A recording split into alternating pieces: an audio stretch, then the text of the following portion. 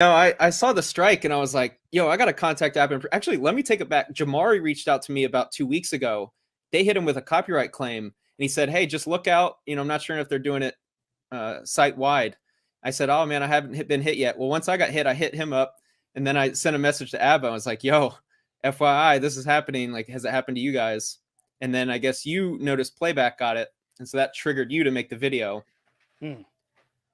Yeah, that's kind of how it all started. Yeah. So I got the email from them. I got a DM from them saying, yo, we all got hit. And so that kind of triggered something in my brain, understanding what was going on.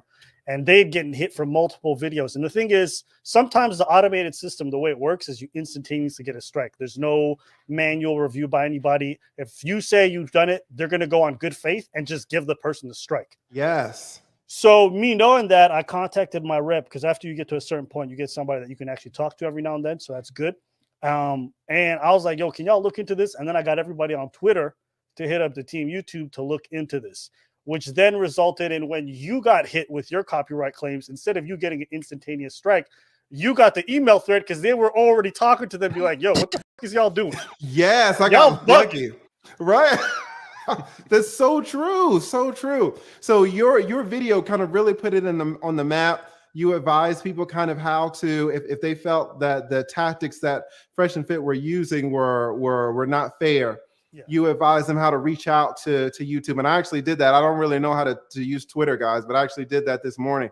I reached out to Twitter, on Twitter, to YouTube and to the YouTube creators, and let them know what's going on. But apparently they are already aware, and they have given YouTube, they have given the law firm of this paralegal 7 days to retract it, And Lee, I wanted to say something real quick. I want to say, look, first, we got to give a big shout out and a round of applause to the people who took the time out of their day to go and make noise on YouTube and on Twitter to get YouTube to move, because without the people making all that noise and retweeting and doing stuff, I don't think YouTube would have acted nearly as fast. Yes, YouTube was all over this, over this.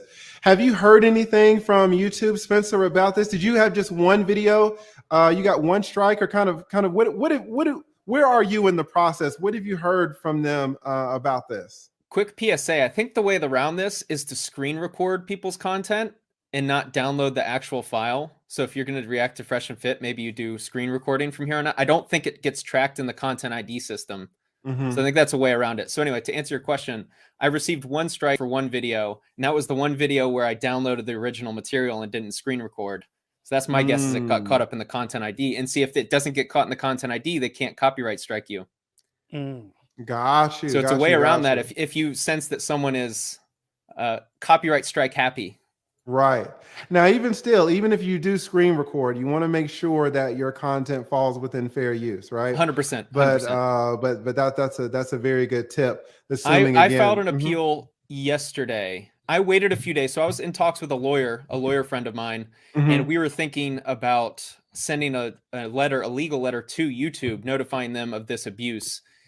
I was curious, a question for you, given that they have very provocative content.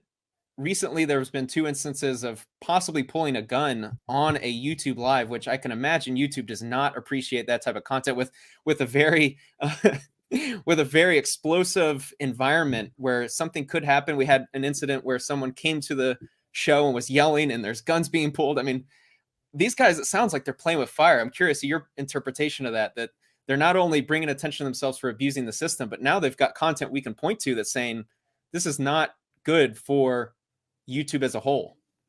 Yeah, and to be honest, let's just back up for a second and acknowledge how much content is on YouTube. And it might be fair to say that if they don't get multiple flags on a video, they just don't know what's going on, right?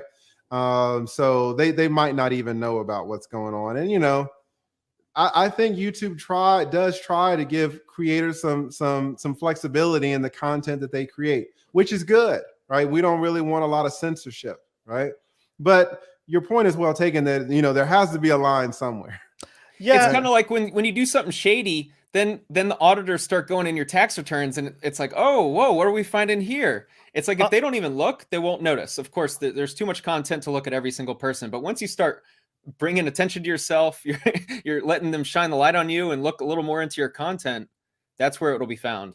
I'm generally of the mindset that irrespective of like how risque their content is, I don't think it's on us or for us to really be getting into like what should and shouldn't be on the platform or reporting any of that.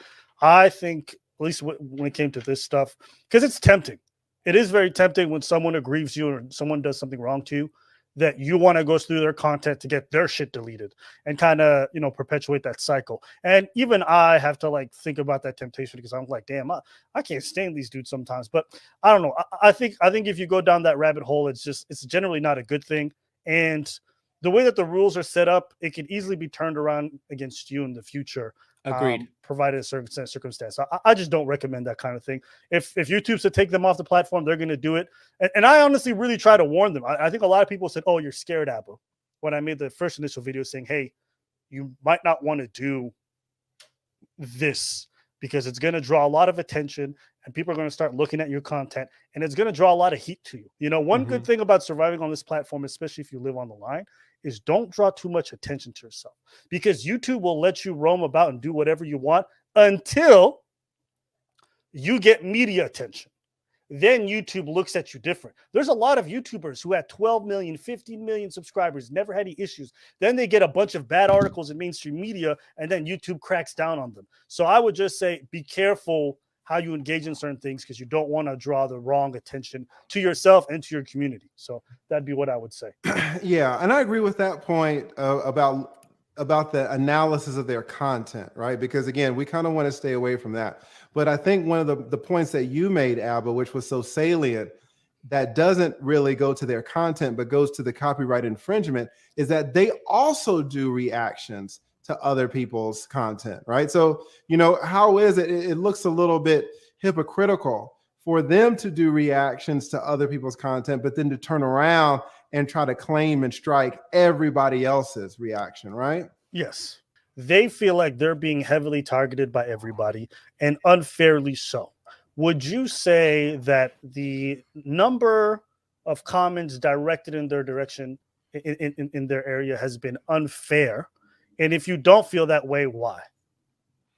All right, here's the thing. First of all, I would assume that they get a significant amount of negative comments, right? Just because they are so big and they've grown so fast. I will say this, though. I think that they have such a strong following. They have such a strong loyal base that base should drown out most, if not all, of the criticism, right? They received a lot of criticism over the summer. They got all their subscribers back and then like 100,000 more, right?